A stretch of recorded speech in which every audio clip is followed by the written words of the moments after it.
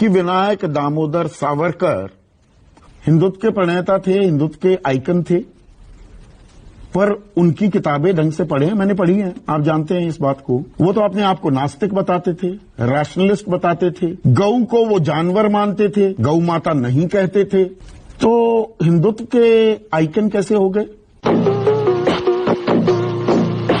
ये वही ब्रिटिश साम्राज्यवाद था जिसने 12 साल के बाजी राउत को गोली मारा था। यही ब्रिटिश साम्राज्यवाद था जिससे पटना के 7 बच्चे जो शहीद हुए थे वो उनकी आयु वो 9वीं और 10वीं ब्रिटिश राज के सामने उस ब्रिटिश विनायक दामोदर सावरकर गिड़गिड़ाते हुए पाए जाते हैं। 1911 में पहली चिट्ठी लिखी, फिर 1913 में, फिर 1914 में, फिर 1918 में और आखिरी चिट्ठी 1920 में। ये 14 नवंबर 1913 की उनकी चिट्ठी का एक अंश है कि मैं सबसे प्रगाढ़, सबसे पक्का वकील हूं अंग्रेजी हुकूमत का। माफीनामों की बात है, ये माफीनामे लिखे गए थे, नहीं लिखे गए थे। शिष्टाचार में कह दिया जी मैं आपका भक्त हूं, मैं आपका गुलाम हूं, आप जैसा बढ़िया राज कोई करता ही नहीं है, आपको फलने फूलने विस्तार करने और मजबूती देने में मैं आपके साथ कंधे से कंधा मिलाऊंगा।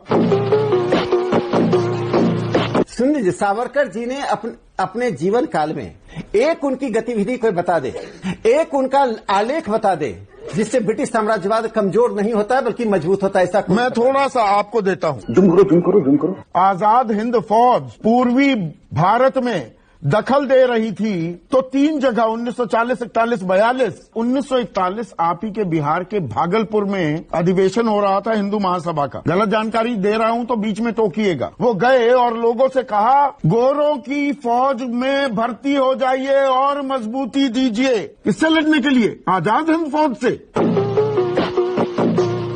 एग्जैक्ट कोट बता दूं आपको या आगे अभी जवाब देना चाहेंगे? जहां तक माफीनामे की बात है, औपनिवेशिक काल में साम्राज्यवाद विरोधी आंदोलन की जो स्ट्रेटेजी थी, उस स्ट्रेटेजी में जेल में सड़ना, जेल में मरना कोई हमारी देशभक्ति का लक्षण नहीं था। मेरे पास वो पूरी किताब पड़ी हुई है। महावीर सिंह, जयदीप कपूर, हरदेव चौधरी, नानी गोपाल दास मुखोपाध्याय, ज्योति चंद्रपाल, सैकड़ों की संख्या में लोग थे जिन्होंने अंग्रेजों से माफी मांगने के बजाय उस जेल में आत्महत्या करना बेहतर समझा, वहां मरना बेहतर समझा। चिट्ठियां तो वारिंदर घोष ने भी लिखी थी, चिट्ठियां तो कांजीलाल ने भी लिखी थी। क्या उन्होंने ये कहा था कि मैं आजीवन गुलाम की तरीके से रहूंगा, नौकर की तरीके से? बिल्कुल नहीं। ये वही सावरकर थे जिनकी पार्टी हिंदू महासभा ने, जब भारत के लोग कुर्बानियां दे रहे थे, शहादत दे रहे थे, गोलियों से भूने जा रहे थे, तब ये जिन्ना की पार्टी मुस्लिम लीग के साथ बंगाल और नॉर्थ वेस्ट फ्रंटियर में सरकार बना रहे थे। सावरकर की पार्टी के लोग हिंदू महासभा के अंग्रेजों को चिट्ठी लिख रहे थे कि कैसे क्विट इंडिया मूवमेंट को खत्म किया जाए। क्या ये इसको देशभक्ति कहा जा सकता है?